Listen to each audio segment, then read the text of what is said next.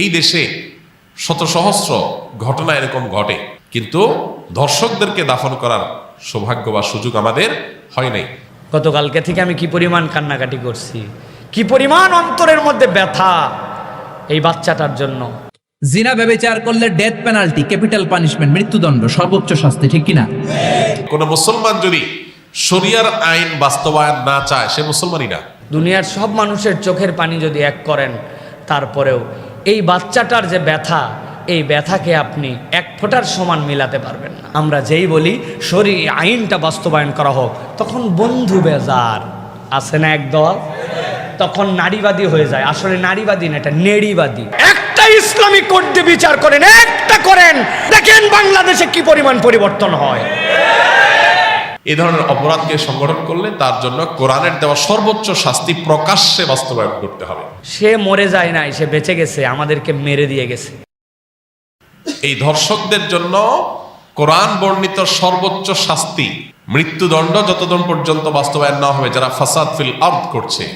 ইন্নামা জাযাউল্লাযীনা ইউহারিবুনাল্লাহ ওয়া রাসূলাহু আন ইউকাত্তালু আও ইউসাল্লাবু আও তুকাত্তা আইদিহিম ওয়া আরজুলুহুম মিন খিলাফ আও ইউনফাউ মিনাল আরদ।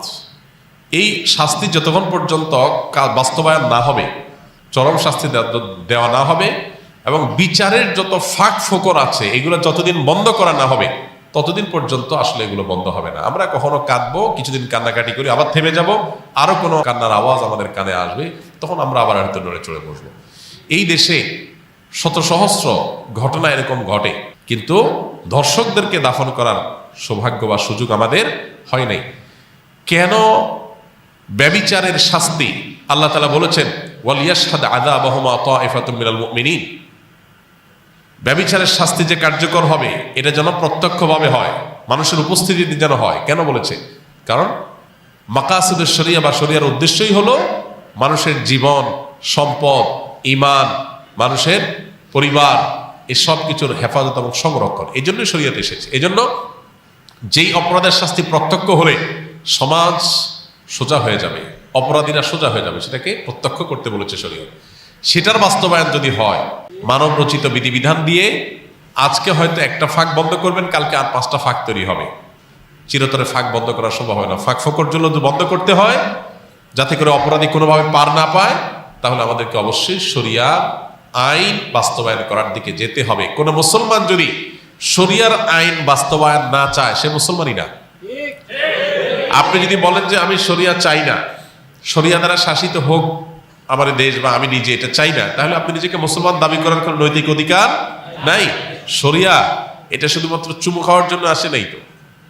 আপনি পারছেন না শরিয়া দ্বারা শাসিত হতে, অপরাধ বোধ আপনার মধ্যে আছে যে আমি পারতেছি না বা আমরা পারতেছি না, এটা একটা লেভেল পর্যন্ত চলে। কিন্তু আপনি চান না, পছন্দ করেন না, এটা চলে না। এটা মানে হলো আপনি বিদ্রোহ করলেন, অস্বীকার করলেন, ঈমান থেকে খারিজ হওয়ার মতো বিষয়। এই জন্য ভাই, মানুষ, আমরা উন্নত পৃথিবীর উন্নত দেশগুলোতে জানি যে প্রচুর পরিমাণে সেখানে তাদের আপনার টেকনোলজিক্যাল সাপোর্ট আছে, তাদের কাছে অপরাধীদেরকে শনাক্ত করার হাজারটা সিস্টেম আছে। কিন্তু যেই পরিমাণ ধর্ষণের ঘটনা এই সমস্ত দেশেও ঘটে, আপনি অনলাইনে একটু সার্চ দিলে দেখতে পারবেন যে কোনোভাবেই সেগুলো তারা থামাতে পারছে না। কর্মস্থল থেকে নিয়ে শিক্ষা প্রতিষ্ঠান পর্যন্ত কোনো জায়গায় তাদের নিরাপদ না। নারীর নিরাপত্তা নিশ্চিত করবার জন্য শুধুমাত্র ইসলামী শরিয়ার বাস্তবায়নই না, ইসলামী বিধিবিধান এবং ইসলামী যে লাইফস্টাইল সেটা ফলো করা জরুরি। আপনি পর্ন সাইটগুলো সব ওপেন রাখবেন, এই পর্ন সাইটগুলো সব ওপেন রেখে সমস্ত আজে বাজে আর্টিকেল, সমস্ত উপায় খোলা রাখবেন যেগুলো দিয়ে মানুষের মধ্যে যৌন আকাঙ্ক্ষা, পশুত্ব জেগে ওঠে। এরকম হাজারটা রাস্তা খোলা রাখবেন। এই পশুত্ব জেগে ওঠার রাস্তাগুলো যখন খোলা রাখবেন স্বাধীনতার নাম দিয়া, তখন যার ভিতরে পশুত্ব জেগে উঠবে সে হাতের নাগালে কাছে যাকে পাবে তার উপরে সে ঝাঁপিয়ে পড়বে, তার পশুত্বকে সে চরিতার্থ করতে চাইবে। এই ধর্ষকের পশুত্বকে জাগিয়ে তোলার জন্য, এটাকে জাগ্রত করবার জন্য যে সমস্ত উপায়গুলো কাজ করছে সেগুলোতে আমাদের হাত দিতে হবে, সেগুলো থামাতে হবে। আপনি বিজ্ঞাপনী, বিলবোর্ড, বিনোদন, উপন্যাস, বিভিন্ন নামে অনবরত যৌন উন্মাদনা সৃষ্টি করবেন, যৌন আকাঙ্ক্ষা মানুষের মধ্যে জেগে উঠে, এটার জন্য হাজারটা উপায় বের করবেন। এরপরে বলবেন সবাই নিজেকে নিয়ন্ত্রণ করো। এটা হাস্যকর। ইসলাম এই আইডিওলজিতে বিশ্বাসী না। ইসলাম বলে, আল্লাহ বলেছেন ওয়ালা তাকরাবুজ জিনা, তোমরা জেনার কাছেও যেও না, কারণ জেনার কাছে গেলে মানুষ জেনা থেকে ফিরে আসতে পারে না। এই জন্য আল্লাহ বলছেন চোখের হেফাজত করো। আল্লাহ বলেছেন কুল্লুল মুমিনিনা ইয়াগুদ্দু মিন আবসারিহিম, চোখকে অবনত রাখো। কেন? কারণ চোখ দিয়ে তুমি যদি বিজ্ঞাপনে, বিলবোর্ডে, পত্রিকার পাতায়, মোবাইল স্ক্রিনে, অনলাইনে, অফলাইনে কোনো পরনারীর সৌন্দর্য তুমি অবলোকন করো, অবলোকন করার পর তোমার মনের ভিতরে অস্থিরতা আসবে, তোমার মনের ভিতরে যৌন আকাঙ্ক্ষা চরিতার্থ করার চাহিদা জেগে উঠবে। এই যে জেগে উঠবে, এই জেগে ওঠার পর এটাকে নিয়ন্ত্রণ করাটা কঠিন কাজ, সবাই পারে না, কেউ পারে, কেউ অ্যাক্সিডেন্ট করে। এই জন্য শরীয়ত বলেছে নিয়ন্ত্রণ করতে, আর আজকের ভোগবাদী পৃথিবী বলছে অনিয়ন্ত্রিত করতে, স্বাধীনতার নাম দিয়ে। আপনি মানুষকে লাগামহীন করে দিবেন, আবার বলুন সবাই যার যার যাকে নিয়ন্ত্রণ করো। এটা হাস্যকর, এটা সম্ভব না। এই জন্য দুইটা জিনিসে বাস্তবায়ন কান্নাকে থামাতে পারে। নাম্বার এক, আমাদের সমাজে নীতি নৈতিকতার যে ভিত্তি নড়বড়ে হয়ে গেছে। নামাজ কালাম পড়ে, কিন্তু ইসলামের অন্য বিধিবিধান, চোখের হেফাজত করার জন্য ওইরকম পরিবেশ, ওইরকম এনভায়রনমেন্ট, এগুলো আমাদের দেশে নাই। এগুলো আমাদের মুসলমানদের সমাজে আজকাল নাই। না থাকার কারণে কি হয়েছে? মানুষ তার ভিতরে যৌন আকাঙ্ক্ষা জেগে উঠছে, পশুত্ব জেগে উঠছে, ধর্ষকরা দর্শক হয়ে উঠছে। তো এই জন্য একদিকে ইসলামের এই অনুশাসন, বিধিবিধান, এগুলোকে কঠোরভাবে মেনে চলার জন্য চেষ্টা করতে হবে। পশ্চিমাদের শেখানো পথে আমরা স্বাধীনতার নাম দিয়ে মেয়েদেরকে পণ্যে পরিণত করব, তাদেরকে ভোগ্য পণ্যের মতো করে উপস্থাপন করব। ছেলেদেরকে আমরা তাদের যৌন আকাঙ্ক্ষাকে জাগ্রত করে তুলব, আবার অপর দিকে বলবো না সব মেয়েরা সেফ থাকতে হবে, তাদের কোনো কিছু হতে পারে না। এটা সাংঘর্ষিক এবং আপনার পরস্পর বিরোধী কাজ। এজন্য একদিক থেকে ইসলামের অনুশাসন মানতে হবে, নীতি নৈতিকতা, এটা আমাদের সমাজে চর্চা বাড়াতে হবে। আর অপর দিকে এ ধরনের অপরাধকে সংগঠন করলে তার জন্য কোরআনের দেওয়া সর্বোচ্চ শাস্তি প্রকাশ্যে বাস্তবায়ন করতে হবে। এই দুইটা প্রচেষ্টা যদি সমান্তরালভাবে হয়, বিচার থেকে আইনের ফাঁকফোকর দিয়ে বের হওয়ার যত রাস্তা আছে এগুলো যদি বন্ধ করা হয়, ইনশাআল্লাহ এ ধরনের নির্মমতার কথা আমাদের আর শুনতে হবে না। আল্লাহ আমাদেরকে সে সুদিন দান করুন। জিনা ব্যভিচার করলে ডেথ পেনাল্টি, ক্যাপিটাল পানিশমেন্ট, মৃত্যুদণ্ড, সর্বোচ্চ শাস্তি, ঠিক কিনা? এজন্য ইসলাম দিয়ে যদি আইন কায়েম করা হয় 24 ঘন্টার আলটিমেটামে সব বিচার হয়ে যাবে, যেরকম, ঠিক কিনা? ইসলাম বলে চোরের হাত কেটে দাও। জিনা ব্যভিচার করলে ডেথ পেনাল্টি। সৌদি আরবে হেড অফ করে, গলা কেটে ফেলে। বাংলাদেশেও যদি এটা করা যেত, খবর হয়ে যেত। আপনি কখনো শুনছেন একটা সিংহ আর একটা সিংহকে মারে? একটা বাঘ আর একটা বাঘকে মারে না, একটা হরিণ আর একটা হরিণকে মারে না, একটা হাতি আর একটা হাতিকে হত্যা করে না, কিন্তু একটা মানুষ আর একটা মানুষকে হত্যা করে না। আপনি কখনো শুনবেন না যে একটা বাঘ আর একটা বাঘকে হত্যা করে 10 টুকরা করছে? শুনছেন? একটা হাতি আর একটা হাতিকে মেরে 30 টুকরা করছে, শুনছেন? কিন্তু মানুষ আর একটা মানুষকে শুধু নৃশংসভাবে হত্যাই করে না, হত্যা শেষে তাকে 10 টুকরা করে, 15 টুকরা করে, 30 টুকরা করে বস্তাবন্দি করে। চিল্লা এখন, ঠিক কিনা? পাওয়া যায় না এরকম লাশ? গুম করে ফেলছে, ক্রস ফায়ার করে ফেলছে, মেরে ফেলছে, হাত পা বেঁধে, চোখের রশি বেঁধে, বস্তার ভিতরে ভরে ক্ষেতের মধ্যে ফেলে দিচ্ছে। 3 দিন 4 দিন পর এরকম লাশটা ফুলে উঠছে, পাওয়া যায় না? পত্রিকায় বিভৎস লাশ দেখে আমরা অবাক হই। কোন প্রাণী এমনটা করে না, মানুষ মানুষকে মেরে টুকরা টুকরা করে। একটা ছাগল বনের সব ছাগলগুলোরে মেরে ফেলতে চায় না, একটা হাতি ওই জঙ্গল থেকে সব হাতিগুলোকে শেষ করে দিতে চায় না, কিন্তু মানুষ আগুন জ্বালিয়ে জনপদের পর জনপদ ছারকার করে দেয়, গুলি মেরে এলাকার পর এলাকা ঝাঁঝরা করে দেয়। দ্বিতীয় বিশ্বযুদ্ধের সময় আমেরিকা জাপানের 2টা সিটিতে 2টা বোমা মেরেছে, হিরোশিমা নাগাসাকি। হিরোশিমাতে মেরেছে লিটল বয়, নাগাসাকি শহরে ফেলেছে ফ্যাট ম্যান। যে পাইলটগুলো বোমা মারতেছে নিচে, ওই পাইলটগুলো মানুষ না? মানুষ। আর যাদেরকে মারার জন্য মারতেছে তারাও কি মানুষ?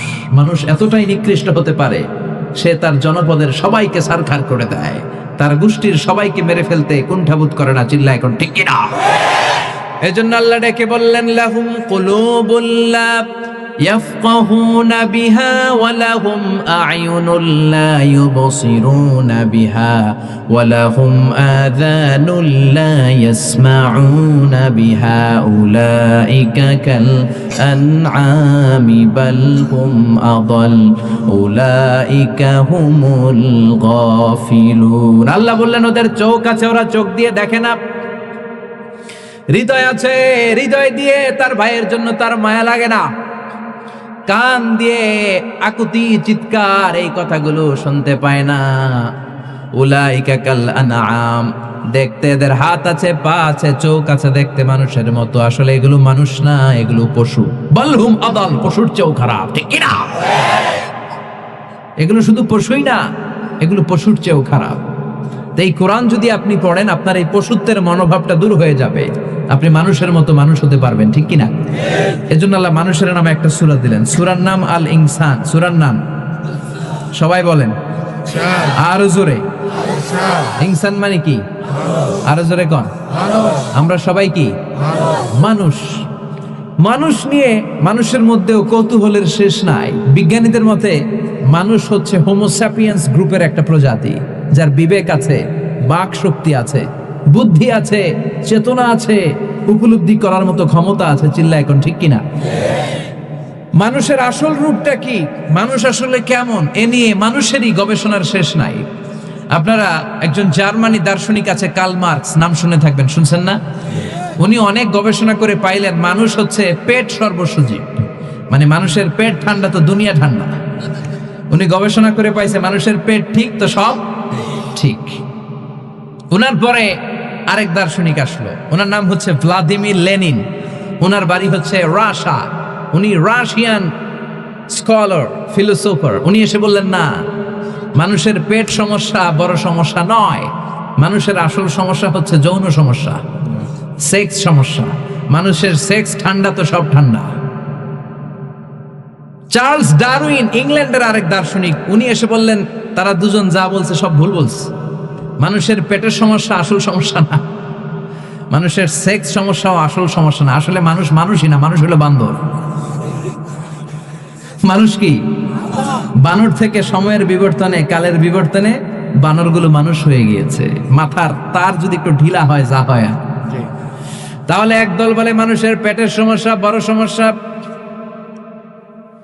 আরেক বুদ্ধিজীবীরা বলে মানুষের খাদ্যের সমস্যা বড় সমস্যা কেউ বলে যৌন সমস্যা বড় সমস্যা আরেক আবাল বলে মানুষ মানুষ না মানুষ হলো বান্দর আল্লাহ বলে একটাও ঠিক কইতে পারে নাই ঠিক কি না আল্লাহ বলে মানুষ তাদের পেটের সমস্যা বড় সমস্যা নয় মানুষের যৌন সমস্যা বড় সমস্যা নয় কশিন কালেও মানুষ বানর নয় মানুষকে আমি আল্লাহ নিজ তত্ত্বাবধানে তৈরি করেছি মানুষ হলো আশরাফুল মাখলুকাত মানুষ কি আশরাফুল মাখলুকাত গোটা সৃষ্টিকুলের মধ্যে সেরা এজন্য নূরের ফেরেশতা মানুষকে সেজদা দিতে বাধ্য হয়েছে চিল্লা এখন ঠিক কিনা তুমি মাটির আদমকে প্রথম সৃষ্টি করিয়া ঘোষণা করিয়া দিলে শ্রেষ্ঠ বলিয়া তাই তো নূরের ফেরেশতা করে আদমকে সেজদা ঠিক কি না তাই তো নূরের ফেরেশতা করে আদমকে সেজদা সবার চেয়ে সম্মান দিলে মাটির আদমকে